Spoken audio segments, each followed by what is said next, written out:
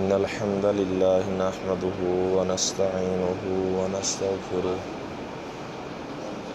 ونعوذ بالله من شرور أنفسنا ومن سيئات أعمالنا من يهده الله فلا مضل له ومن يضلل فلا هادي له وأشهد أن لا إله إلا الله وحده لا شريك له وأشهد أن محمدا عبده ورسوله أما بعد فأعوذ بالله السميع العليم من الشيطان الرجيم بسم الله الرحمن الرحيم يا أيها الذين آمنوا أطيعوا الله وأطيعوا الرسول ولا تبطلوا أعمالكم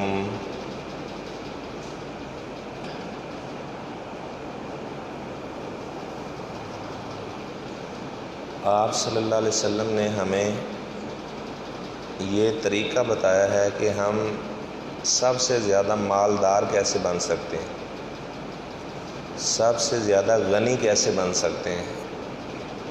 آپ کے صحابی حضرت ابو ہریرہ رضی اللہ تعالی عنہ فرماتے ہیں،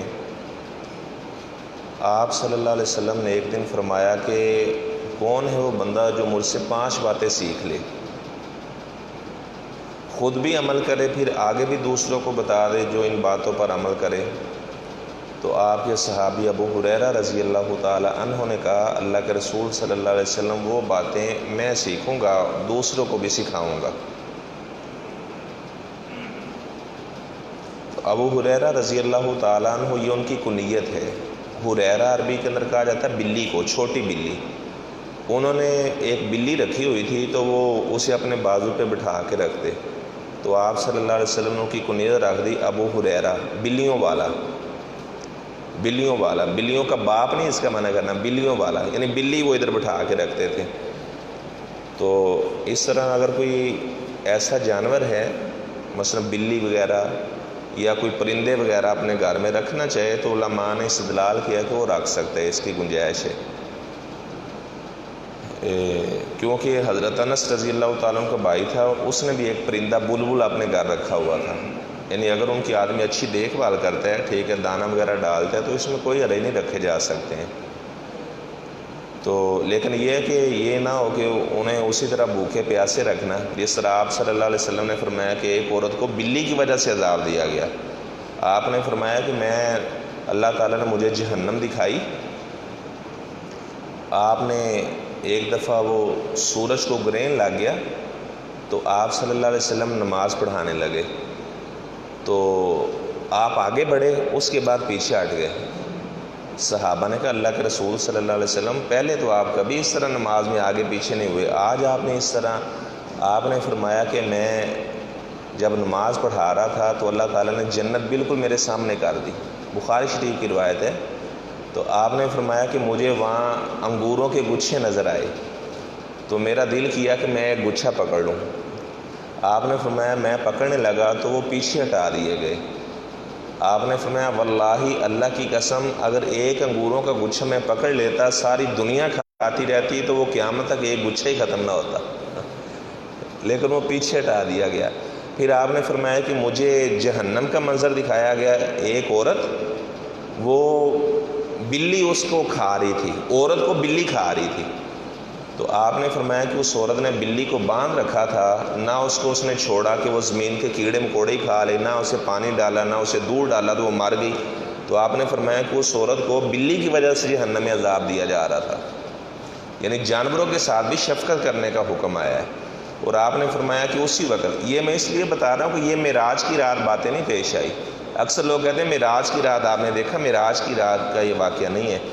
آپ نے فرمایا پھر مجھے ایک بندہ دکھایا گیا جو حاجیوں کی چوری کیا کرتا تھا، حاجیوں کی چوری۔ اس نے ایک کھنڈی بنائی ہوئی تھی، وہ جا رہا ہوتا، جس حاجی کا سامان پڑا ہوتا وہ کھنڈی کے ساتھ لگا لیتا اور آگے، اگر کسی کی نظر پڑ جاتی دیکھ لیتا تو وہ کہتا نہیں میں مذاق کر رہا تھا، اور مجھے پتہ نہیں چلا کہ یہ میری کھنڈی کے ساتھ اٹک گیا ہے. اگر کوئی نہ دیکھتا تو وہ جناب اسی طرح لے کر چلا جاتا. ہمارے یہاں بھی چلتا ہے, کوئی کسی کا موبائل اگر چوری کر رہا, کوئی دیکھ لے تو میں مذاق کر رہا تھا, نہ دیکھے تو بعد میں 10 منٹ بعد وہ سم بھی اس کی بند ہوتی, موبائل بند ہے, سم نکال دیتے ہیں. تو آپ نے فرمایا کہ مجھے وہ جہنم کے اندر حاجیوں کی چوری کرنے والا بندہ بھی دکھایا گیا. تو ابو ہریرہ رضی اللہ تعالیٰ کی کنیت ہے ابو ہریرہ بلیوں والا, یعنی ان کی کنیت. حضرت علی رضی اللہ تعالیٰ کی کنیت ہی ابو تراب. اگر کسی کی اولاد نہ بھی ہو تو وہ بھی کنیت رکھ سکتے. حضرت عائشہ رضی اللہ تعالیٰ عنہا 9 سال آپ کے ساتھ رہی ہیں لیکن اولاد نہیں تھی, لیکن آپ نے کبھی بھی اللہ سے شکوہ نہیں کیا کہ یا اللہ تو مجھے اولاد نہیں دے رہا. آپ نے فرمایا کہ اللہ ہم تیری رضا پہ راضی ہیں, آپ ہمیشہ اللہ کی رضا پہ راضی رہے. تو حضرت علی رضی اللہ, حضرت عائشہ کی کنیت ام عبداللہ, ان کا بھانجا تھا عبداللہ بن زبیر, تو اس کے نام پہ کنیت رکھی تھی ام عبداللہ. یعنی اگر کسی کو اولاد نہ بھی ہو تو اپنی کنیت رکھ سکتا ہے. کسی کی بیٹی ہے تو بیٹی کے نام پہ بھی کنیت رکھ سکتا ہے. جس طرح حضرت عمر کی کنیت ہے ابو حفص, ابو حفص, حفصہ ان کی بیٹی کا نام تھا تو یہ کنیت تھی ان کی ابو حفص. اور حضرت علی رضی اللہ تعالیٰ کی کنیت تھی ابو تراب. ابو تراب بھی اور ابو الحسن بھی. ابو تراب اس لیے انہیں کہا جاتا ہے کہ وہ ایک دن حضرت فاطمہ رضی اللہ تعالیٰ عنہا کے ساتھ کچھ ان کی ناراضگی ہوگی تو وہ مسجد نبوی کے صحن میں جا کر لیٹ گئے. تو یہ دیکھیں آپ صلی اللہ علیہ وسلم کی بیٹی ہے, حضرت علی رضی اللہ تعالیٰ عنہ جنتی شہزادوں کے باپ ہیں, لیکن یہ گھریلو اگر اس طرح کا معاملہ کبھی بن جائے تو ٹھیک ہے, آدمی کو صبر کرنا چاہیے. یہ تو نہیں ہے کہ وہ جناب کہ میرے گھر سے نکل جائے, یہ کر دے وہ کر دے. وہ خود حضرت علی رضی اللہ تعالیٰ عنہ مسجد کے صحن میں آ کر لیٹ گئے. آپ صلی اللہ علیہ وسلم نے پوچھا حضرت فاطمہ سے کہ آپ کے چچا کا بیٹا کہاں ہے؟ تو انہوں نے کہا کہ وہ مسجد میں گئے. آپ آئے تو آپ صلی اللہ علیہ وسلم نے دیکھا وہ مسجد میں لیٹے ہوئے تھے تو مٹی لگی ہوئی تھی. آپ نے یوں مٹی کو جھاڑا اور آپ نے فرمایا قم ابا تراب, ابو تراب کھڑے ہو جاؤ. تو وہ کہتے اللہ کی قسم اب کوئی بندہ مجھے میرے نام سے بلاتا ہے تو مجھے اتنی خوشی نہیں ہوتی, اگر کوئی بندہ مجھے ابو تراب کہہ کے بلاتا ہے تو مجھے زیادہ خوشی ہوتی, کیونکہ یہ آپ صلی اللہ علیہ وسلم میری کنیت رکھی. تو یہاں پر ہمارے علماء نے لکھا ہے اگر تیاں دے گھر وہ سامنے ہون تے دماداں دی مٹی بھی چاڑنی پیندی. ٹھیک ہے نا, آپ نے ان کی مٹی جاڑی اور آپ صلی اللہ علیہ وسلم نے انہیں کہا کہ چلو آپ گھر چلو, آپ کیوں ناراض ہوئے؟ ایک دفعہ حضرت علی رضی اللہ تعالیٰ عنہ نے یہ حدیث آپ نے سنی ہوگی کہ فاطمہ میرے بدن کا ٹکڑا ہے, جس نے فاطمہ کو پریشان کیا اس نے مجھے پریشان کیا. اچھا اتنا ٹکڑا یہ سارے سناتے ہیں, پیچھے بیک گراؤنڈ نہیں بتاتے کہ یہ مکمل حدیث کیسے ہے. یہ شیعہ حضرات بھی یہ بات سناتے ہیں اور یہ بخاری شریف کی روایت ہے. ہوا اس طرح کہ حضرت علی رضی اللہ تعالیٰ عنہ نے ارادہ کیا ابو جہل کی بیٹی کے ساتھ نکاح کرنے کا. آپ صلی اللہ علیہ وسلم کو پتہ چلا, آپ نے فرمایا کہ اللہ کے دشمن کی بیٹی اور اللہ کے نبی کی بیٹی آپ کے گھر میں دونوں نہیں رہ سکتی. اگر آپ نے ابو جہل کی بیٹی سے نکاح کرنا ہے تو میری بیٹی فاطمہ کو طلاق دے دو اور آپ اس سے نکاح کر لو. اس وقت ابھی مشرکوں کے ساتھ نکاح کرنا حرام نہیں تھا. تو اس موقع پر پھر آپ صلی اللہ علیہ وسلم نے حضرت علی کو یہ بات فرمائی تھی کہ فاطمہ میرے بدن کا ٹکڑا ہے, جس نے فاطمہ کو پریشان کیا تو گویا کہ اس نے میں محمد صلی اللہ علیہ وسلم کو پریشان کیا. یعنی اس کا پیچھے یعنی ربط یہ ہے اس بات کا, یعنی عام یہ آپ صلی اللہ علیہ وسلم نہیں فرمایا, پیچھے یہ واقعہ پیش آیا, اس کے بعد آپ صلی اللہ علیہ وسلم نے یہ بات ارشاد فرمائی. تو خیر میں بتا رہا تھا ابو ہریرہ رضی اللہ تعالیٰ عنہ فرماتے ہیں کہ آپ نے فرمایا کہ کون ہے جو 5 باتیں یاد کرے؟ میں نے کہا نہیں میں یاد کرتا ہوں. حضرت ابو ہریرہ کا بیان ہے کہ میں پہلے حدیثیں یاد بڑی کرتا تھا, میں بھول جاتا تھا. کہتے ایک دن آپ صلی اللہ علیہ وسلم سے میں نے شکوہ کیا تو آپ نے فرمایا چادر لے کر آؤ. چادر لے کر آئے, آپ نے فرمایا بچھا دو, اسے بچھا دی. آپ نے یوں دعا کی, اس کے بعد جو ہاتھ آپ نے یوں اس کی چادر میں کر دیے. آپ نے فرمایا یہ چادر پکڑو اور اپنے سینے کے ساتھ لگا لو. وہ کہتے ہیں میں نے سینے کے ساتھ لگائی. کہتے ہیں اللہ کی قسم اس کے بعد ایک حرف بھی میں نہیں بولا کرتا تھا. جب اس برکت والی چادر لگی میرے سینے کے ساتھ تو کبھی ساری زندگی میں ایک حرف بھی نہیں میں بولا. نہیں, اللہ تعالیٰ نے یہ برکت پیدا کر دی ان کے حافظے کے اندر. آپ صلی اللہ علیہ وسلم کی دعا تھی انہیں. اور آپ نے حضرت ابو ہریرہ رضی اللہ تعالیٰ کو 3 وصیتیں بھی کی تھی. آپ نے فرمایا کہ ابو ہریرہ آپ اس طرح کرو کہ ہر مہینے کے اندر آپ نے 3 روزے ضرور رکھنے ہیں، ایام 20 کے روزے، 13 تاریخ کا روزہ، 14 تاریخ کا روزہ، 15 تاریخ کا روزہ۔ اور آپ نے فرمایا کہ جب آپ رات کو سونے لگو نا تو وطر پڑھ کے سویا کرو، کیونکہ وہ پڑھتے رہتے تھے، حدیثیں یاد کرتے رہتے۔ تو آپ نے فرمایا کہ جب آپ نے سونا ہو نا تو پھر آپ وطر پڑھ کے سویا کرو۔ ویسے عام حکم یہ ہے کہ تہجد کے بعد جب آپ یعنی آخری جو نماز ہے وہ وطر بناؤ، لیکن یہ پہلے ہی وطر پڑھ کے سو جاتے تھے، یہ آپ نے ان کو وصیت فرمائی تھی۔ اور آپ نے یہ فرمایا تھا ابو ہریرہ اشراق کی 2 رکعتیں نہ کبھی چھوڑنا، ہمیں بھی ان وصیتوں پر عمل کرنا چاہیے۔ آپ نے فرمایا کہ اشراق کی 2 رکعتیں نہ کبھی چھوڑنا، تو وہ پھر ساری زندگی حضرت ابو ہریرہ رضی اللہ تعالیٰ عنہ اشراق کی نماز پڑھا کرتے تھے۔ حضرت عائشہ سے پوچھا گیا اماں جان جب آپ دنیا سے چلی جائیں تو آپ کا جنازہ کون پڑھائے؟ تو وہ فرمانے لگی ابو ہریرہ سے بڑھ کر تو میں کسی کو مقدم نہیں سمجھتی، جو 24 گھنٹے اللہ کی عبادت میں لگا رہتا ہے، میرا جنازہ ابو ہریرہ پڑھائے۔ تو حضرت عائشہ رضی اللہ تعالیٰ عنہ کا جنازہ حضرت ابو ہریرہ نے پڑھایا تھا۔ اور ہماری ماں ام سلمہ سے پوچھا کہ اماں جان اگر آپ دنیا سے چلی جائیں تو آپ کا جنازہ کون پڑھائے؟ تو انہوں نے فرمایا کہ میں بھی جس طرح حضرت عائشہ نے کہا تھا اس طرح میرا جنازہ بھی ابو ہریرہ ہی پڑھائیں۔ تو پھر حضرت ام سلمہ کا جنازہ بھی حضرت ابو ہریرہ رضی اللہ تعالیٰ عنہ نے پڑھایا۔ تو ابو ہریرہ رضی اللہ تعالیٰ عنہ فرماتے میں نے کہا جی میں وہ 5 باتیں یاد کرتا ہوں۔ پہلی بات آپ صلی اللہ علیہ وسلم نے یہ فرمائی اتق المحارم، حرام کاموں سے بچ جانا، جتنے بھی حرام کام ہیں۔ تکون عابد الناس، آپ لوگوں میں سب سے بڑے عبادت گزار بن جاؤ گے۔ حرام کاموں سے بچنا، آپ سب سے بڑے عبادت گزار بن جاؤ گے۔ جتنے بھی کام اللہ نے حرام کیے ہیں، جھوٹ ہے، چوری ہے، غیبت ہے، جتنے بھی معاملات ہیں، حرام کاموں سے بچ جانا۔ فرمایا کہ سب سے بڑے عبادت گزار، عبادت کرنے کے اندر آپ کو لذت آئے گی۔ جو آدمی حرام کاموں سے بچ جاتا ہے اسے عبادت کرنے میں لذت آتی ہے، اور جو حرام کام کرتا رہتا ہے وہ جتنے بھی عبادت کرے اسے عبادت میں لذت نہیں آتی۔ عبادت کے اندر بھی ایک اللہ نے لذت رکھی ہے۔ دوسری بات آپ صلی اللہ علیہ وسلم یہ فرمائی ورزا بما قاسم اللہ لک، جو اللہ تعالیٰ نے آپ کی قسمت میں لکھ دیا ہے، جیسا رنگ اللہ نے لکھ دیا ہے، جتنا قد اللہ تعالیٰ نے لکھ دیا ہے، جتنا مال اللہ نے لکھ دیا ہے، اللہ تعالیٰ کی رضا پہ راضی رہنا ہے۔ آج کا میرا بیان یہی ہے، اللہ کی رضا پہ راضی رہنا۔ آپ نے اللہ کی رضا پہ راضی رہنا ہے۔ تکون اغنی الناس، آپ سارے لوگوں میں سے مالدار بن جاؤ گے۔ آدمی خوش رہے گا، ظاہری بات وہ کہے گا میرے اللہ نے اسی طرح لکھا تھا میں راضی ہوں۔ اور آپ صلی اللہ علیہ وسلم نے اس کی بڑی رغبت دلائی۔ آپ نے فرمایا کہ جو بندہ روزانہ یہ پڑھتا ہے رضیت باللہ ربا، میں اپنے اللہ تعالیٰ کے رب ہونے پہ راضی ہوں، میں شکوہ نہیں کر رہا۔ بعض ایسے لوگ ہیں کوئی پریشانی آئی تو اللہ سے شکوے شروع کر دیے۔ اللہ تعالیٰ کی رضا پہ راضی رہنا، یا اللہ جیسا تو نے کیا میں راضی ہوں تیرے اوپر، یا اللہ میں دین اسلام کو میں نے پسند کیا، میں دین اسلام پہ راضی ہوں، یا اللہ میں نے آخری نبی کا کلمہ پڑھا ہے، میں آخری نبی پہ راضی ہوں، ان کے نبی ہونے پہ میں راضی ہوں، یعنی اللہ تعالیٰ کی رضا کا اظہار کرنا۔ تو ایسے آدمی سے اللہ تعالیٰ پھر بہت زیادہ خوش ہوتے ہیں۔ یہ نہیں ہے کوئی بندہ اسے پریشانی آئے تو وہ اللہ تعالیٰ سے شکوے کرنا شروع کر دے۔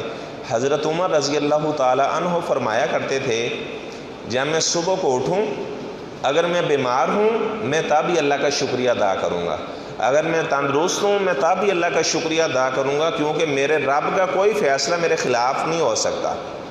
اگر اللہ تعالیٰ نے جو بھی کیا ہے تو اللہ تعالیٰ بہتر کرنے والا ہے۔ کہتے ہیں میں ہر حال میں اللہ تعالیٰ کی رضا پہ راضی ہوں، یعنی اللہ تعالیٰ کی رضا پہ راضی رہنا۔ اگر اولاد نہیں ملی تو پھر بھی اللہ کی رضا پہ راضی رہنا، لیکن یہ کہ مایوس نہ ہونا اللہ تعالیٰ کی رحمت سے۔ یعقوب علیہ السلام نے کہا تھا اپنے بیٹے کو لا تیأسوا من روح اللہ، میرے بچوں اللہ کی رحمت سے مایوس نہیں ہونا۔ دعا کرتا رہے بندہ، اللہ تعالیٰ سے امید لگائے رکھے، لیکن اللہ تعالیٰ سے شکوے شروع کر دینا، گلے شروع کر دینا، مثلا کوئی بندہ عبادت ہی اس وجہ سے کرے کہ میرا کوئی کام ہو جائے، ٹھیک ہے، عبادت کرے بندہ شوق کے ساتھ، یہ نہیں ہے کوئی کام کروانے کی غرض سے عبادت کرنا۔ فیصل آباد کے اندر ایک مؤذن اذان دیا کرتا تھا، تو وہ اللہ تعالیٰ سے دعا کرتا ہوگا اللہ تعالیٰ اسے بیٹا دے، تو اللہ کا کرنا ایسا ہوا اس کے گھر میں بیٹی پیدا ہو گئی۔ اس نے اپنی داڑھی بھی منڈوا دی کہ میں تو اذانیں دیتا ہوں اور اللہ تعالیٰ مجھے بیٹی دے دی ہے، اور وہ اذان دینا تو دور، وہ نمازیں پڑھنا بھی چھوڑ گیا، وہ اللہ تعالیٰ سے بغاوت کر دی کہ اللہ تعالیٰ مجھے بیٹی کیوں دے دی ہے۔ حالانکہ اللہ تعالیٰ کی رضا پہ راضی رہنا۔ اللہ تعالیٰ فرماتے ہیں اللہ تعالیٰ جس سے چاہتا ہے اللہ تعالیٰ یہب لمن یشاء اناسا، جس سے چاہتا ہے اللہ بیٹیاں دیتا ہے۔ لوط علیہ السلام کو اللہ نے بیٹیاں ہی صرف دی تھی، جسے چاہتا ہے اللہ تعالیٰ بیٹے دیتا ہے۔ ابراہیم علیہ السلام کو اور نوح علیہ السلام کو اللہ تعالیٰ نے صرف بیٹے ہی دیے تھے۔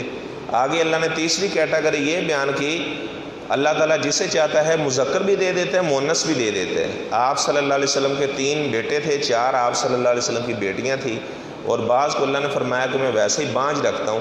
وَيَجْعَلُ مَن يَشَاءُ عَقِيمًا، جس سے اللہ تعالیٰ چاہتے ہیں اللہ بانجھ رکھتے ہیں، نہ اللہ بیٹا دیتے ہیں نہ اللہ بیٹی دیتے ہیں، کچھ بھی نہیں اللہ دیتے۔ تو اللہ تعالیٰ کی رضا پہ راضی رہنا۔ ہمارے ایک بزرگ گزرے ہیں، بہت اللہ تعالیٰ کے نیک آدمی تھے، محمد باقر، صوفی محمد باقر رحمۃ اللہ علیہ، فیصل آباد کے تھے وہ۔ آپ میں سے جو بزرگ حضرات انہیں جانتے ہوں گے، بڑے اللہ تعالیٰ کے نیک بندے تھے۔ ہاں جی ہاں جی، بہت نیک آدمی تھے، شیخ صاحب بتا رہے ہیں۔ تو میں آج مطالعہ کر رہا تھا تو ان کی سیرت کا واقعہ میں حیران رہ گیا کہ اللہ تعالیٰ کے ولی کتنی اللہ کی رضا پہ راضی رہتے ہیں۔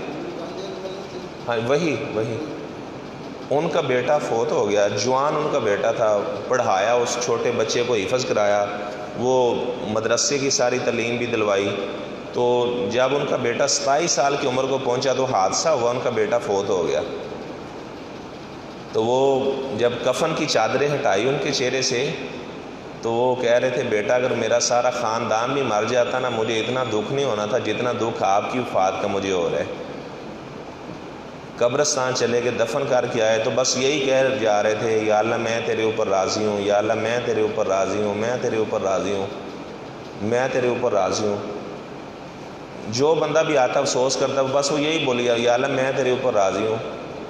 شاگرد نے کہا، استاد جی 2-3 گھنٹے ہو گئے آپ یہی کہی جا رہے ہیں میں تیرے اوپر راضی ہوں۔ وہ پنجابی بولتے تھے۔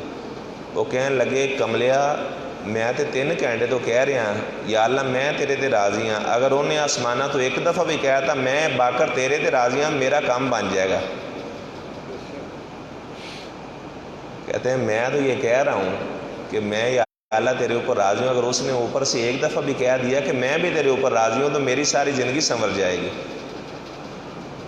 کہ اللہ تعالیٰ کی رضا پہ راضی رہنا ہے۔ کبھی کوئی پریشانی آ جائے تو یہ اللہ کا شکریہ ادا کرنا ہے، یا اللہ میں راضی ہوں تیری رضا کے اوپر۔ اللہ تعالیٰ کے ولی ایسے ہوتے ہیں، دیکھیں ہم نے ابھی اتنے سالوں کے بعد ان کی بات کی ہے تو ہمارا ایمان تازہ ہو گیا ہے۔ یہ نہیں کہ اللہ تعالیٰ سے شکوے نہیں کرنے، اللہ تعالیٰ سے گلے نہیں کرنے۔ آپ صلی اللہ علیہ وسلم کو دیکھیں، آپ جب آپ پیدا ہوئے تو یتیم تھے، اس وقت 6 سال کی عمر میں پہنچے تو آپ کی والدہ آمنہ وہ بھی آپ کو چھوڑ کے چلی گئی۔ 8 سال کی عمر میں آپ کا دادا بھی، آپ کا چچا بھی چلا گیا۔ تو آپ صلی اللہ علیہ وسلم نے ہمیشہ، پھر جب آپ صلی اللہ علیہ وسلم نے نبوت کا اعلان کیا تو کتنی آپ کو پریشانیوں کا سامنا کرنا پڑا۔ کسی نے آپ کو قتل کرنے کی کوشش کی، جب آپ مدینے کے اندر آئے اتنے دشمنوں نے آپ کو نقصان پہنچانے کی کوشش کی، منافقوں نے، یہودیوں نے، لیکن آپ نے کبھی بھی اللہ تعالیٰ سے شکوہ نہیں کیا، اور آپ کی ساری اولاد آپ کی زندگی میں ہی فوت ہوگی۔ آپ صلی اللہ علیہ وسلم کی 3 بیٹیاں، حضرت رقیہ ام کلثوم رضی اللہ تعالیٰ عنہ، تو اس طرح حضرت زینب رضی اللہ تعالیٰ عنہ، صرف آپ کی بیٹی فاطمہ، تینوں بیٹے بھی آپ کے فوت ہو گئے۔ جب آپ صلی اللہ علیہ وسلم کا بیٹا ابراہیم جو ماریہ قبطیہ کے وطن سے تھا، وہ مقوقس ایک بادشاہ تھا، اس نے آپ صلی اللہ علیہ وسلم کو یہ لونڈی تحفے کے اندر دی تھی، تو آپ صلی اللہ علیہ وسلم نے پھر انہیں آزاد کر کے ان کے ساتھ نکاح کر لیا، اور اللہ تعالیٰ نے آپ کو ابراہیم بیٹا دیا۔ آپ نے اس کا نام اپنے باپ جد الانبیاء ابراہیم علیہ السلام کے نام پہ رکھا، ابراہیم۔ تو آپ کا بیٹا وہ بیمار ہو گیا، وہ آپ صلی اللہ علیہ وسلم نے ایک لوہار تھا اس کے گھر اس بیٹے کو دیا ہوا تھا، وہ لوہار کی بیوی اسے دودھ پلاتی تھی۔ عربوں کے اندر یہ رواج چلتا تھا، دوسرے علاقے میں چھوڑ دیتے دودھ پلانے کے لیے۔ تو آپ صلی اللہ علیہ وسلم ہر ہفتے اپنے بیٹے کا پتہ لینے کے لیے جاتے، میرا بیٹا کیسے ہے؟ تو حدیث میں لکھا ہوا ہے کہ حالانکہ وہاں پہ بڑا دھواں ہی دھواں ہوتا، آپ صلی اللہ علیہ وسلم اس کے باوجود وہاں پہ چلے جاتے، اور آپ کو بعض اوقات کھانسی بھی آتی وہاں پر، دھواں ہی دھواں جب لوہار کے گھر ہو۔ تو آپ کا وہ بیٹا بیمار ہو گیا، تو آپ صلی اللہ علیہ وسلم کو پتہ چلا کہ آپ کے بیٹے کی طبیعت بہت خراب ہے۔ وہ 17 ماہ کا تھا۔ آپ نے اپنے بیٹے کو اٹھایا اور آپ یہ پڑھ رہے تھے، ان العین تدمع، آنکھوں سے آنسو جاری ہیں، والقلب یحزن، میرا دل بڑا غمزدہ ہے، یا ابراہیم انا بفراقک لمحزونون، اے بیٹے ابراہیم تیری جدائی نے تو میری کمر کو توڑ کے رکھ دیا ہے۔ اور اس کے بعد آپ نے کیا فرمایا؟ وَلَا نَقُولُ إِلَّا مَا يَرْضَىٰ رَبُّنَا، میں پھر بھی یا اللہ تیری رضا کے اوپر راضی ہوں، یا اللہ یہ تو نے لکھا ہوا ہے، اس میرے بیٹے نے جانا تھا، اس کا وقت آ چکا، یا اللہ میں راضی ہوں۔ یعنی آپ صلی اللہ علیہ وسلم نے ہمیں یہ درس دیا کہ ہمیشہ اللہ کی رضا پہ راضی رہنا، اللہ تعالیٰ سے گیلے شکوے نہیں کرنا کہ اللہ نے مجھے بیمار کرنا تھا، مجھے ہی اللہ نے اولاد نہیں دینی تھی، کہنے لگے یا اللہ تیرا شکر ہے، یا اللہ میں اپنی زبان سے ایسا جملہ نہیں بولوں گا یا اللہ جو تجھے ناراض کر دے، یا اللہ میں راضی ہوں۔ ہماری کیا اوقات ہے کہ ہم اللہ تعالیٰ کے شکوے اور گلے شروع کر دیں؟ اللہ تعالیٰ نے ہمیں پیدا کیا، اللہ تعالیٰ ہمارا خالق مالک ہے، جو بھی وہ کرتا ہے ہمارے حق میں بہتر کرنے والا ہے۔ تو آپ صلی اللہ علیہ وسلم نے فرمایا کہ میرے بیٹے نے ابھی 7 ماہ اور بھی دودھ پینا تھا، 24 مہینے دودھ پیتے ہیں نا، رضاعت کی مدت 2 سال ہے، تو 17 ماہ کا تھا وہ، تو 7 ماہ ابھی باقی تھے۔ تو آپ نے فرمایا جنت کے اندر اللہ تعالیٰ نے ایک حور کی ذمہ داری لگا دی ہے کہ باقی 7 ماہ اس میرے آخری نبی کے بیٹے کو دودھ آپ نے پلانا ہے۔ تو اللہ تعالیٰ کی رضا پہ راضی رہنا۔ آپ کے صحابی ابو طلحہ رضی اللہ تعالیٰ عنہ، جن کا میں نے واقعہ سنایا تھا کہ انہوں نے مہمان کو کھانا کھلا دیا، وہ خود ویسے ہی منہ ہلاتے رہے، صبح آئے فجر کی نماز کے وقت، تو آپ نے فرمایا ابو طلحہ ایسی نیکی کی ہے کہ اللہ بھی مسکراتا رہے، ساری رات اللہ مسکراتا رہے۔ وہ چھپا رہے تھے اپنی نیکی کو، آپ نے فرمایا تو خود بھوکا سو گیا، اپنے بچوں کو بھوکا سلا دیا، تیری بیوی بھوکی سو گی کہ تم نے نبی کے مہمان کو کھانا کھلایا، تو اللہ تعالیٰ بھی آسمانوں پہ مسکرا اٹھا۔ یہ ابو طلحہ رضی اللہ تعالیٰ عنہ کا ایک چھوٹا بیٹا تھا، گھر سے کہیں باہر گئے تو بیٹا فوت ہو گیا۔ یہ جتنی میں باتیں بتا رہا ہوں یہ بھی بخاری شریف میں واقع امام بخاری رحمہ اللہ نے نقل کیا ہے۔ بیٹا فوت ہو گیا تو بیوی نے کیا کیا، بیٹے کو دوسرے کمرے میں رکھ دیا، اس کی میت کو۔ یہ ابو طلحہ رضی اللہ تعالیٰ عنہ آئے تو انہوں نے کہا میرا بیٹا کہاں ہے؟ انہوں نے کہا کہ آپ کا بیٹا آرام کے اندر ہے۔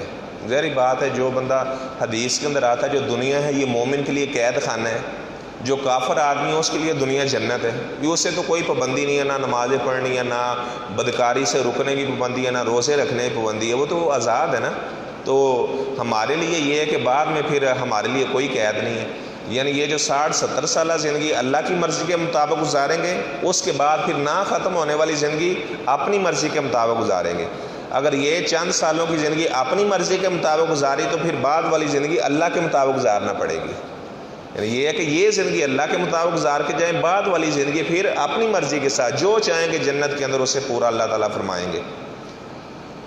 تو وہ ابو طلحہ آئے تو اس نے کہا کہ وہ آرام کے اندر ہے آپ کا بیٹا۔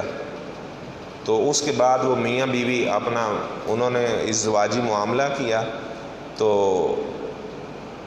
بعد میں بیوی نے بتایا کہ بیوی دیکھو کتنی سمجھدار تھی، کہنے لگی کہ آپ مجھے یہ بات بتاؤ کہ اگر میں ہمسایوں سے کوئی چیز لے کر آؤں تو واپس مانگے تو مجھے وہ دینی چاہیے چیز یا نہیں، یا مجھے ناراض ہونا چاہیے؟ اس نے کہا جب چیز ہی ہماری نہیں ہے، کسی کی چیز ہے تو واپس دے دینی چاہیے، ناراض کیوں ہونا ہے؟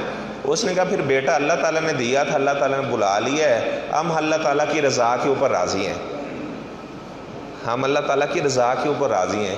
تو ابو طلحہ رضی اللہ تعالیٰ عنہ آپ صلی اللہ علیہ وسلم کے پاس گئی، یہ بات بتائی تو آپ نے فرمایا اللہ تعالیٰ تمہاری رات کے اندر برکت ڈالے۔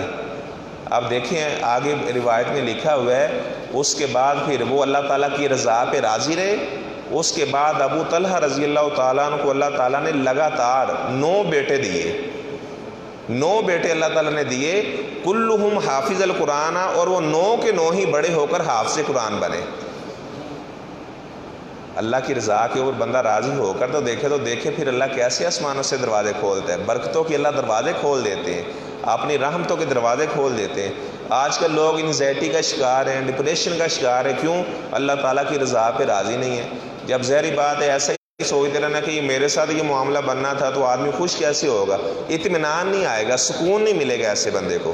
سکون کیسے ملے گا؟ اللہ تعالیٰ کی رضا پہ راضی رہنے کے اندر اللہ نے سکون رکھا ہے، اللہ تعالیٰ نے بڑی لذت رکھی اس بات کے اندر۔ یہ میں نے اس لیے ٹاپک اختیار کیا ہے کیونکہ ایسی باتیں اکثر نہیں بتائی جاتی، تو میں نے کہا کہ کیونکہ جب کوئی آدمی اللہ کی عبادت کے لیے خاص آتا ہے تو اس وقت اسے موقع ملتا ہے اللہ کا قرب تلاش کرنے کے لیے، آدمی اللہ تعالیٰ کے قریب ہو جاتا ہے۔ اچھا، نوح علیہ السلام کو آپ دیکھیں، 950 سال تبلیغ کی انہوں نے، جب اللہ تعالیٰ کا عذاب آنے لگا تو بیٹے کو کہنے لگے بیٹا ہمارے ساتھ کشتی میں سوار ہو جاؤ، یا بنی ارکب معنا، بیٹا ہمارے ساتھ کشتی میں سوار ہو جاؤ۔ تو وہ بیٹا کہنے لگا کہ میں پہاڑ کے اوپر چڑھ کے جان بچا لوں گا۔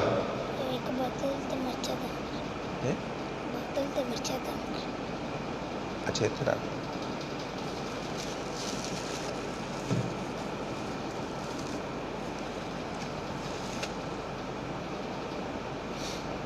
جب اللہ تعالیٰ کا عذاب آیا تو اللہ تعالیٰ فرماتے ہیں عذاب کی ایسی شدت تھی کہ وہ تندوروں سے بھی عذاب یعنی پانی نکلنے لگا عذاب کی صورت کے اندر، یعنی ہر طرف پانی ہی پانی تھا۔ اب نوح علیہ السلام نے جب دیکھا بیٹا غرق ہوتا تو شفقت آئی، اللہ کو کہنے لگے ان ابنی من اہلی، یا اللہ میرا بیٹا میرے اہل میں سے ہے۔ بچوں سے بڑا پیار ہوتا ہے، یا اللہ میرا بیٹا میرے اہل میں سے ہے۔ تو اللہ تعالیٰ نے فرمایا نہیں انہ لیس من اہلک، یہ آپ کے اہل میں سے نہیں ہے، انہ عمل غیر صالح، اس کے عمل اچھے نہیں ہیں۔ اور آگے اللہ نے جو بات کہی فلا تسألنی ما لیس لک بہ علم، اے نوح پیغمبر جس چیز کا آپ کو علم نہیں ہے آپ کیوں سوال کر رہے ہو؟ اگر آپ نے دوبارہ سوال کیا انی اعیذک ان تکون من الجاہلین، اللہ نے فرمایا کہ میں آپ کا نام نبیوں کی لسٹ سے خارج کر دوں گا۔ انہوں نے اللہ سے شکوہ نہیں کیا کہ یا اللہ میں تو 950 سال میں تبلیغ کرتا رہا، لوگوں کی گالیاں کھاتا رہا، اب یا اللہ میرے نے ایک سوال کر دیا تو آگے سے مجھے یہ تو جواب دے رہے، یہ شکوہ نہیں کیا انہوں نے۔ وہ آگے سے کتنا ادب کر رہے ہیں اللہ تعالیٰ کا، کہہ رہے یا اللہ میں معافی مانگتا ہوں، یا اللہ مجھے یہ سوال نہیں کرنا چاہیے تھا، یہ ادب ہے، یا اللہ مجھے یہ سوال نہیں کرنا چاہیے تھا، یا اللہ میں معافی مانگتا ہوں، یا اللہ ان اسألک ما لیس لی بہ علم، یا اللہ اگر تو نے مجھے معاف نہ کیا نوح پیغمبر کو تو یا اللہ میں خسارہ پانے والوں میں سے بن جاؤں گا۔ یہ اللہ تعالیٰ کا ادب ہے۔ یہ نہیں ہے کہ وہ کہتے کہ یا اللہ تو میری ایک بات نہیں مان رہا، میں 950 سال کتنا لمبا عرصہ ہے، یا اللہ میں تبلیغ کرتا رہا ہوں، یہ نہیں انہوں نے کہا۔ انہوں نے کہا یا اللہ تو مجھے معاف کر دے، یا اللہ میں تیری رضا پہ راضی ہوں، یا اللہ مجھے یہ سوال نہیں کرنا چاہیے تھا، یا اللہ یہ میں نے سوال کر لیا ہے، اپنی رحمت سے مجھے معاف کر دے، میں راضی ہوں تیری رضا کے اوپر، میرا بیٹا غرق ہو گیا ہے، میری بیوی ڈوب گئی ہے، یا اللہ میں راضی ہوں۔ فوراً انہوں نے اپنے الفاظ واپس لیے۔ حدیث کے اندر آتا ہے کہ نوح علیہ السلام کے پاس جائیں گے لوگ قیامت والے دن، اے نوح علیہ السلام آپ اللہ سے سفارش ہی کر دو، تو وہ کہیں گے جو الفاظ اللہ تعالیٰ نے اس وقت مجھے بولے تھے ابھی تک وہ میرے کانوں کے اندر گردش کر رہے ہیں، مجھے ڈر لگتا ہے دوبارہ اللہ تعالیٰ کہیں وہ الفاظ دوبارہ نہ دہرا دے، تو اس لیے مجھے بڑا یعنی حیا آ رہی ہے کہ میں آپ کی سفارش نہیں کر سکتا، میں اس قابل نہیں ہوں۔ حدیث کے الفاظ ہیں میں اس قابل نہیں ہوں کہ میں آپ کی سفارش کروں۔ ابراہیم علیہ السلام کے بارے میں آتا ہے وہ اس دن ان کی زبان پہ یہ ورد جاری ہوگا ربی سلمنی ربی سلمنی، یا اللہ مجھے سلامت رکھنا، یا اللہ مجھے سلامت رکھنا۔ آپ اندازہ لگائیں اللہ تعالیٰ کے پیغمبر ہیں اور وہ اللہ تعالیٰ سے اپنے لیے دعا کریں یا اللہ مجھے سلامت رکھنا، اور یہ کہنا کہ آپ بس بیعت کر لو فلاں سرکار کے ہاتھ پر اور آپ کو وہ جناب پل صراط بھی پار کروا دیں گے، آپ کو جناب سارا میزان کے وقت بھی وہ آپ کا معاملہ حل کروا دیں گے، قبر کے اندر وہ حضرت صاحب خود ہی آ کر جواب دے دیں گے، آپ کو ٹینشن لینے کی کیا ضرورت ہے، ایسی بات نہیں ہے۔ ہماری ماں عائشہ صدیقہ رضی اللہ تعالیٰ عنہا کے ساتھ کتنا پیار تھا، ان کا اللہ کے رسول صلی اللہ علیہ وسلم قیامت والے دن آپ بھی مجھے یاد کریں گے، آپ کسی کو یاد کریں گے؟ آپ نے فرمایا عائشہ میں یاد تو کروں گا لیکن 3 مقامات کے اوپر کوئی کسی کو یاد نہیں کرے گا۔ جب پل صراط سے گزرنے لگیں گے تو آپ نے فرمایا کہ میں بھی اس وقت یاد نہیں کروں گا، ہر بندہ گزرے گا اپنے اعمال کی وجہ سے، نیک اچھے عمل کیے تو بجلی کی طرح آدمی گزر جائے گا، بعض پرندوں کی طرح جیسے پرندہ گزرتا ہے تیزی کے ساتھ گزر جائیں گے، بعض گھوڑوں کی طرح گزر جائیں گے، اور حدیث میں لکھا ہوا ہے کہ پل صراط کے آس پاس کنڈیاں لگی ہوئی ہیں۔ آپ نے فرمایا کہ وہ کنڈیاں اتنی بڑی ہیں میں ان کی کیفیت کو بیان ہی نہیں کر سکتا۔ آپ نے فرمایا کہ جب لوگ جانے لگیں گے بعض وہ گھسٹ کے جا رہے ہوں گے، وہ کنڈیاں پکڑیں گے انہیں اور گرا دیں گے جہنم کے اندر۔ اور آپ نے فرمایا کہ جب نامہ مال دیا جائے گا یا دائیں ہاتھ کے اندر یا بائیں ہاتھ کے اندر، آپ نے فرمایا اس وقت بھی کوئی کسی کو یاد نہیں کرے گا۔ اور قبروں سے جب لوگ اٹھائے جائیں گے تو ننگے بدن اٹھائے جائیں گے، تو ہماری ماں عائشہ صدیقہ نے کہا اللہ کے رسول یعنی شرم و حیا کتنا ہے، پہلی ٹینشن لگی ہوئی ہے۔ اللہ کے رسول صلی اللہ علیہ وسلم پھر مرد تو اس طرح ایک دوسرے پر نظر نہ پڑے گی، آپ نے فرمایا عائشہ تو کیسی بات کر رہی ہے، الامر اشد من ذالک، معاملہ بڑا سخت ہوگا، ہر بندے کی گردن آسمانوں کی طرف اٹھی ہوگی اور وہ بھاگا جا رہا ہوگا، آگ پیچھے لگی ہوگی اور وہ بھاگا جا رہا ہوگا میدان معاشر کی طرف۔ آپ نے فرمایا کہ معاملہ بڑا سخت ہوگا، کسی کو اتنی جرأت ہی نہ ہوگی کہ وہ کسی دوسرے کی طرف نظر بھی اٹھا کے دیکھ سکے۔ تو اس طرح یوسف علیہ السلام اللہ تعالیٰ کے پیغمبر، آپ دیکھیں کتنی آزمائشیں آئیں، بھائیوں نے جناب کبھی کنویں کے اندر پھینک دیا، کبھی منڈیوں کے اندر بیچارے بک رہے ہیں، کبھی وہ عورتوں کی تہمتیں لگ رہی ہیں، کبھی جیل کاٹ رہے ہیں، کتنی پریشانی ہیں، لیکن اللہ تعالیٰ نے پھر اتنی پریشانیاں آئیں، اللہ تعالیٰ نے پریشانیوں کے بعد ملک مصر کا بادشاہ بنا دیا۔ تو بعد میں اللہ سے دعا کیا کر رہے ہیں، اور ربی قد آتیتنی من الملک، یا اللہ یہ بادشاہ تو نے مجھے دی ہے، میرا کوئی کمال نہیں ہے، یا اللہ میرا کیا ہے، میں تو ایک کنویں کے اندر پھینک دیا گا تو چاہتا تو اسی وقت مجھے ہلاک کر دیتا، یا اللہ یہ بادشاہ تو نے مجھے عطا کی ہے، وَعَلَّمْتَنِي مِن تَأْوِيلِ الْأَحَادِيثِ، یا اللہ خوابوں کی تعبیر کا علم تو نے مجھے سکھایا ہے۔ آپ یہ اندازہ لگائیں، ہر چیز کے اندر اللہ تعالیٰ کے فضل کا اعتراف کرنا، اللہ تعالیٰ کا فضل ہر معاملے کے اندر۔ یہ نہیں ہے کہ آدمی بڑے بڑے جملے بولنا شروع کر دے۔ فرعون جو تھا اس نے کیا کہا، انا ربکم الاعلیٰ، میں رب اعلیٰ ہوں۔ فرعون نے کہا میں رب اعلیٰ ہوں۔ اور نوح علیہ السلام کا بیٹا کیا کہہ رہا ہے، میں پہاڑ کے اوپر چڑھ جاؤں گا، پہاڑ مجھے بچا لے گا۔ اور ذوالقرنین بادشاہ اتنی بڑی دیوار بنا رہے، اتنا کارنامہ سر انجام دے رہے ہیں، وہ کیا کہہ رہے ہیں، ھذا رحمت من ربی، یہ میرے رب کی رحمت ہے، یہ اللہ تعالیٰ نے مجھ سے کام لیا ہے، ابھی ہم یہاں پہ بیٹھے ہوئے ہیں، یہ اللہ تعالیٰ ہمیں لے کر آیا ہے۔ ہر معاملے کی نسبت جو بھی اچھائی پہنچے اللہ تعالیٰ کی طرف اس کی نسبت کرنا، یا اللہ تو نے مجھے یہ گاڑی دی ہے، یا اللہ تو نے مجھے یہ گھر دیا ہے، یا اللہ تو نے مجھے اولاد دی ہے۔ بندہ اس طرح اللہ کی رضا کا اظہار تو کرے، تو دیکھیں پھر اللہ تعالیٰ آسمان سے برکتوں کے دروازے کھول دیتے ہیں، اللہ تعالیٰ اطمینان اور سکون عطا کرتے ہیں، اور روحانیت ملتی ہے آدمی کو۔ تو یوسف علیہ السلام دعا کر رہے ہیں اللہ سے، یا اللہ فاطر السماوات والارض، یا اللہ زمین و آسمان کو پیدا کرنے والا تو ہے، یعنی اپنی عارضی دکھا رہے، انت ولی فی الدنیا والآخرہ، یا اللہ تو دنیا کے اندر بھی میرا دوست ہے، یا اللہ آخرت میں بھی میرا دوست بن جانا۔ آگے کیا کہہ رہے ہیں، وَتَوَفَّنِي مُسْلِمًا، یا اللہ مجھے اسلام کی حالت میں فوت کرنا، یا اللہ یہ نہ ہو کہ کلمہ کفر میری زبان سے نکل جائے۔ ہمیں بھی اپنے خاتمے کے بارے میں ڈرنا چاہیے۔